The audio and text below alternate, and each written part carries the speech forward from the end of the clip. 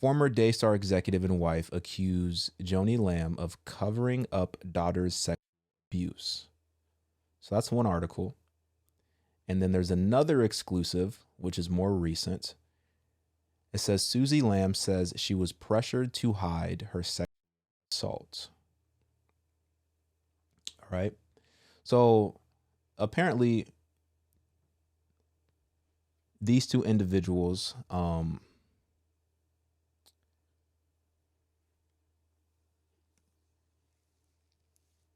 they hadn't been on the show for a minute. When I say these two individuals, I'm speaking of these two individuals right here, Jonathan and Susie. So they had a very popular show. They had been MIA. They had been missing for a very long time. Missing, I mean, like they hadn't been on the show for a very long time. There was a lot of speculation. A lot of people, were concerned, were confused. They didn't know if they were taking a hiatus or on sabbatical. And then there were a lot of interesting posts that came out on social media, basically pointing to some nefarious activity, but not really defined specifically. And now we're kind of getting a little bit more details as to what that activity was specifically. All right. So let me read this article real quick. All right. It says, oh man, this is a lot of reading. Y'all know I'm not the best with words. On a hot August day in Florida, 2021, then Daystar TV executive Jonathan Lamb was summoned by his frightened wife, Susie, Pete, one of their male relatives, who followed their 5-year-old daughter upstairs as the girl was going to change to go swimming. It's like Pete's eyes went black and he's in zombie mode, Susie recounted to the Rose Report. In an exclusive interview, Jonathan rushed into his daughter's upstairs room at a beach house Daystar rented for its annual executive retreat in Miramar Beach. To my horror, when I got up there, my daughter was completely naked and he was in the room, said Jonathan. And I was immediately like, what are you doing? Screaming at the top of my lungs. And he is like, I'm so sorry. I'm so sorry. I'm so sorry. He apologized like 50 times. Like I caught somebody red-handed. Susie added that Pete was usually cocky and confident, but he was trembling and shaking on the verge of tears. So they're not revealing who Pete is in this identity. That's just an alias because nobody's been officially charged with a crime, right? But I guess they were on some type of network vacation, some type of network retreat as a family with their children, and one of their daughters was assaulted. From my understanding, the assault was suppressed. They were told to essentially stop talking about it. And there's a recording that I listened to, and we can listen to it, but there's a recording that I listened to that was asking Jonathan to sign an NDA in order to retain his position at the network.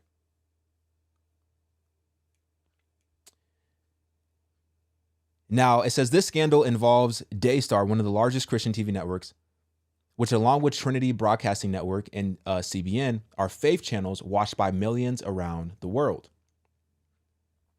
Co-founder Marcus Lamb, Jonathan's father, you know what's interesting? I forget which one it is. It's either TBN or CBN reached out to me.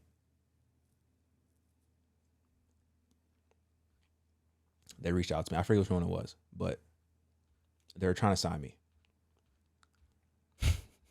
They're trying to sign me. Should I do it? Should I do it? CBN. Yeah, I'm trying to figure it out. Co-founder Marcus Lamb, Jonathan's father, once claimed the expansive television network with more than 100 stations nationwide was worth $1 billion, according to Jonathan. Daystar employs about 300 staff and brings in about $100 million every single year. It's also headed almost exclusively by Lamb family members until his untimely death on November 30th, 2021 from complications with COVID-19. Marcus served as president. Now, this is crazy because apparently Marcus was president, right? But he passed away. Before he passed away, everybody thought that he was going to appoint his son Jonathan to take his place. At seemingly the last minute, Marcus chose his wife to take his place instead. And we'll get into the details, but I guess the speculation is because, well, let me just leave it at that, and then we'll get to the details. All right. Jonathan had been vice president, but says he was demoted to manager position last April. So his son was demoted last April. Previously vice president, but was demoted last April for refusing to sign an NDA. The claim is supported by a recording of a board meeting Jonathan gave to TRR. Let's listen to that recording. At your mother's request, we called you back in here so John could talk to you. And we'd give you 24 hours from the time we signed this. That's roughly 2:30 to 3 o'clock tomorrow. If you can sign that, come back in to Arnold's office, sign the piece of paper, okay? Read it until you're comfortable with it, and then sign the piece of paper tomorrow.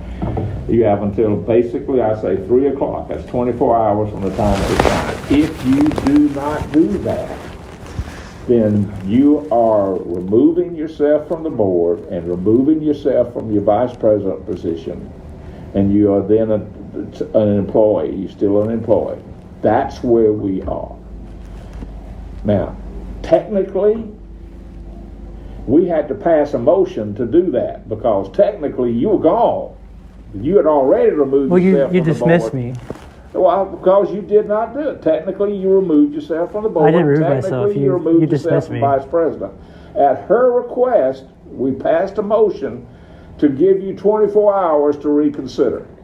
Before you get your letter from Daystar telling you that's what the situation is. Now, you with me? You understand? I understand. So, until 3 o'clock tomorrow, you have to go home, pray, talk, do whatever you want to, then come back into Arnold's office and read that until you're comfortable to sign it or not sign it. Okay. And if you sign it, then we are bound, you're bound by it just like the rest of it. If you don't sign it, you have removed yourself from the board and removed yourself from the officer of Daystar.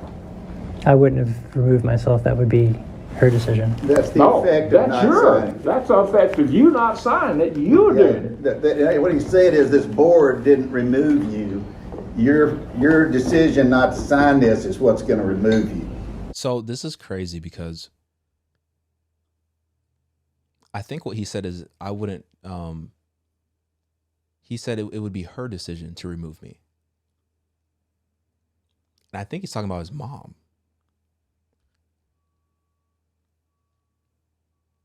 It would be his mom's decision to remove him, not as a result of him not signing the NDA. Now, I guess there's a lot of, and this is why I said I didn't really want to talk about this because there's so many different narratives. There's a lot of different narratives. I guess one of the primary narratives is money and power and protecting the brand Daystar so that it wouldn't be tainted or tarnished in any way, shape, or form. And that's why they wanted an NDA, so these claims couldn't be spoken about and potentially hurt the reputation of Daystar, which ultimately would hurt, revenue and finances in people's pockets and the quote unquote legacy of Daystar, which is a silly concept because ultimately, if you're gonna build a platform, if you're gonna build a network, no matter what it is, a platform, a network, a following, no matter what it is, if you're gonna build that and you're doing it in the form of a ministry, that platform, that network, that's God's. It's not yours. That's God's. And you're a steward of that platform. You're a steward of that network. But it's ultimately God who is in control of it. But when you make money, when you're seeing $100 million per year, when your company is valued at $1 billion, you start to lose sight of whose network it actually is. And your heart starts to get hardened. And you start to look for ways to protect your resources that you've accumulated through this network.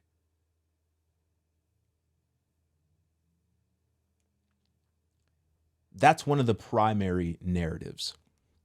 Now, there's some secondary narratives about this story that I'm not going to speak about right now because I haven't looked into it to really give my opinion on it. But I guess the thing I can say is, like, essentially the secondary narratives are this is all fabricated, that this is false, which I guess would be an obvious secondary narrative, because of course they're going to decline these allegations because they look horrible. So continuing on, it says, then last Saturday, Daystar fired Jonathan because he failed to address the deficiencies in your judgment and performance. So they fired her, or him, Jonathan. They fired Jonathan, whose parents co-founded the network. They fired him for deficiencies in his judgment and performance. So he wasn't meeting performance metrics, and his judgment was poor. So they fired the co-founder's son. That's wild. That doesn't happen. You just look at any family business, and that just speaks to the fact that there's some shady stuff going on. You look at any family business,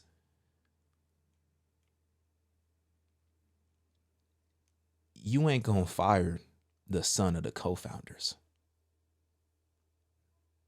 Maybe they do, but typically you don't.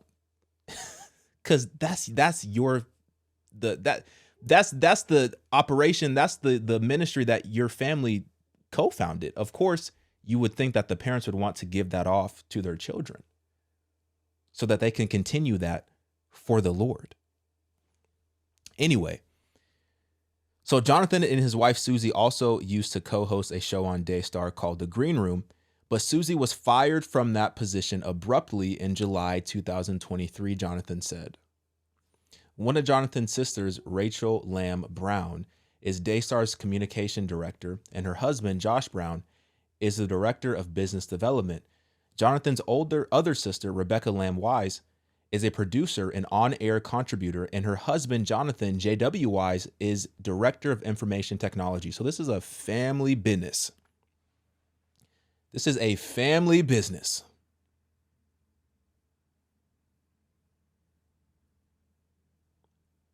Which I think is the part of the reason why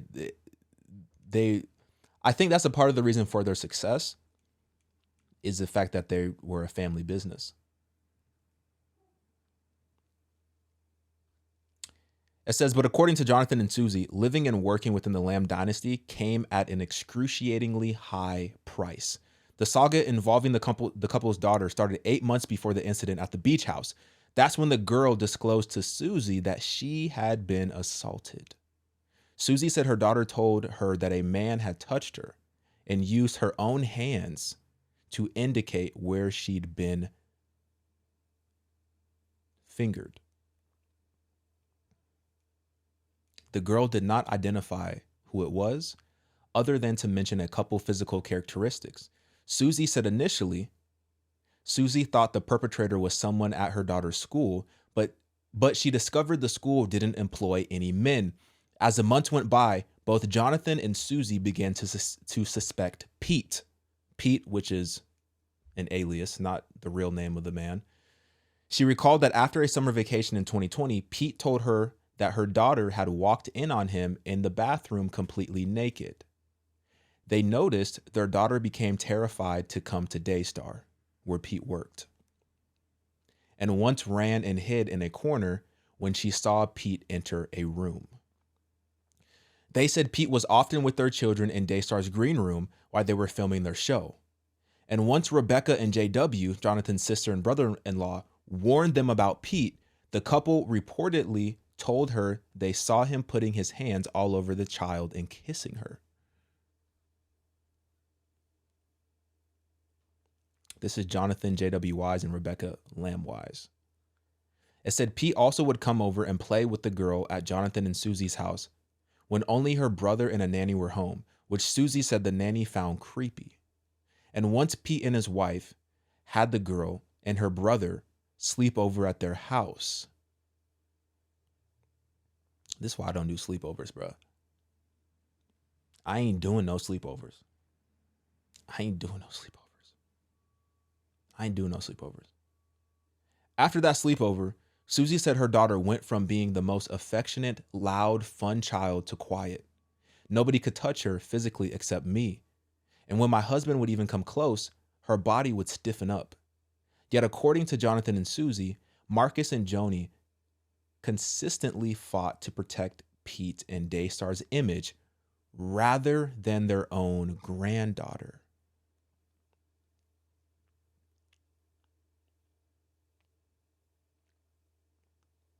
So this is the granddaughter of the co-founder and her new husband who had been assaulted.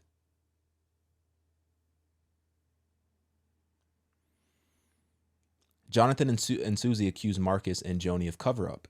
The day their daughter disclosed the alleged abuse, Susie said she immediately called Joni, who urged Susie not to go to the police, but instead to bring the girl to her. After meeting one-on-one with Joni, the girl stopped talking about what had happened, Susie and Jonathan said. I don't know what happened there, Susie said, but she was like a lockbox. She doesn't remember one thing, Jonathan added. She doesn't even remember having that conversation. It's like it never happened. Texas law requires anyone suspecting a child has been abused to report it to the authorities.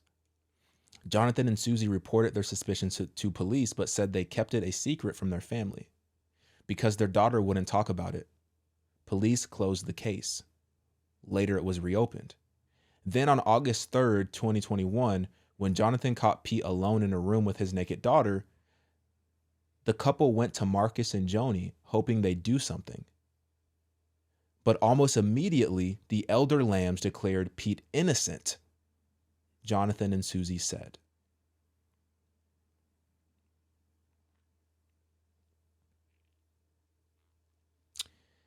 It almost feels like, and this is complete speculation, everything that I'm about to say.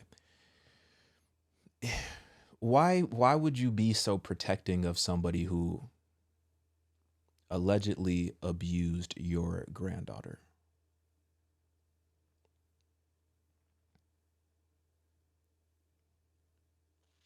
It's almost as if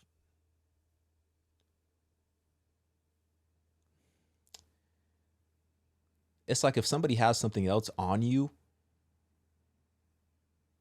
that could be detrimental to you in some way, shape, or form, that they could use against you in exchange for your protection in this situation. Like that's the only thing that makes sense in my eyes. Or the fact that they're just so hyper fixated on protecting the reputation of their business. Or the fact that, these are just some wolves in sheep's clothing. I honestly don't know. I honestly don't know. I honestly don't know. Marcus and Joni justify Pete's presence in the girl's room by saying Pete loved her and simply wanted to hang out with her. You are hanging out with her butt naked.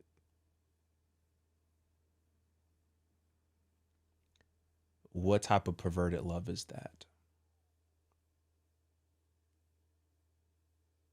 Somebody please explain that to me. Susie added that when she strongly objected, saying that that didn't happen, why Pete was in the room and with her naked daughter, Joni blamed the couple's daughter, saying she was the one who took her clothes off. At this, Susie said she began screaming at her mother-in-law, but Joni was adamant and reiterated her claim several times over the next 24 hours. Who is Pete in this situation?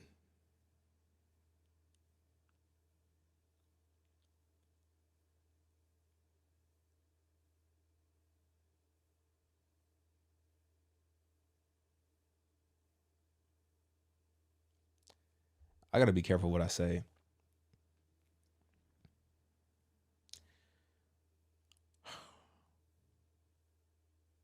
See, this is a problem with me actually like working this out in real time because this is my first time reading this article.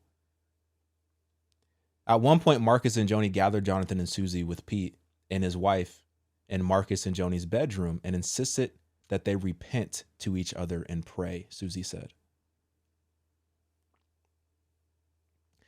Then Rebecca and JW, who had been barred from the room, barged in, insisting they be included. Susie added Rebecca was angry, Susie said, and began praying in tongues, like in a war mode, Susie said, and she was in shock by what was happening. Later that day, Susie and Rebecca confronted her dad, saying, "Why are you doing this to us? Why aren't you doing what's right?" Susie said. Marcus responded, "Because of Pete's wife and their children." That night, when Susie insisted their kids sleep in the room next to them instead of upstairs, Joni confronted her, saying, "Look at what you're doing to this family. What about Pete's wife and Pete? What about their feelings?" Susie said. The next day, while Jonathan, Susie, Rebecca, JW, Marcus, and Joni were gathered in the kitchen, Joni claimed that God had told her while she was praying that Pete was innocent.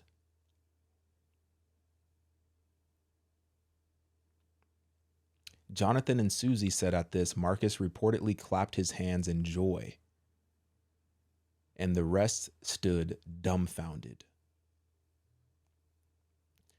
TRR reached out to Joni Lamb with detailed questions about the allegations Susie and Jonathan leveled against her and Marcus, as well as other issues. Daystar responded with a written statement, which in part said, "This is clearly a misunderstanding of what transpired, and the facts are quite different than what appears to have been reported to you. We simply do not support Jonathan and Susie's false allegations and are saddened by the continued relational incongruity between Jonathan and Susie and the rest of their family."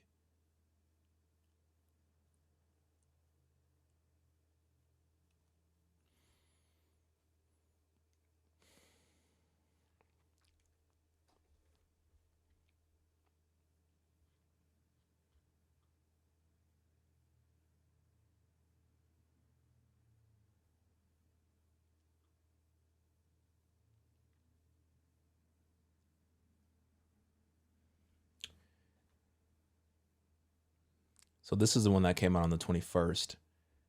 Susie Lamb said she was pressured to hide her essay. So apparently there was a chiropractor that was hired for Susie. I guess this is something that happened often. Not the assault, but she would get treatment by a chiropractor often.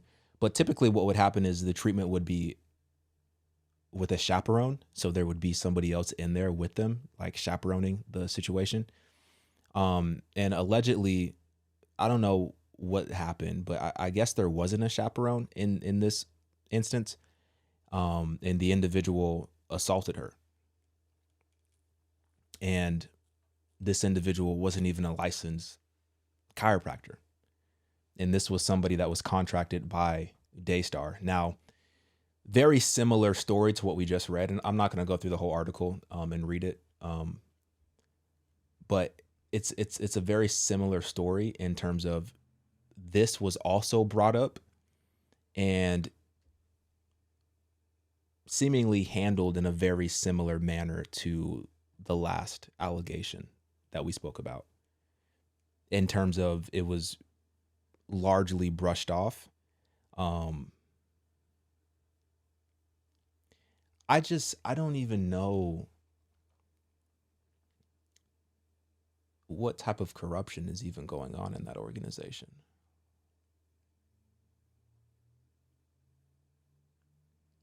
I'm going to say this, and this is just me thinking out loud. It feels incestual. You know what I'm saying? Like it feels like, because it just feels very strange what's happening there. It feels very strange. And like I said, I don't know enough to fully speak on this with confidence, but I don't know why people would lie about these situations. I've heard some stories that say, like, oh, I've heard some different perspectives, right? I've heard different perspectives that said that Jonathan was just upset that he wasn't put in the same position as his dad when his dad passed away, and that he doesn't want to see his family's business be controlled by somebody from outside the family who could ultimately,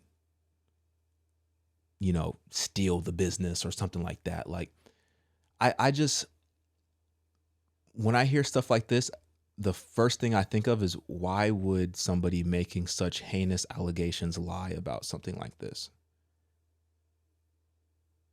And then you enter in the equation that they're all family. Obviously, there's something much deeper going on. We're just going to have to see how it plays out.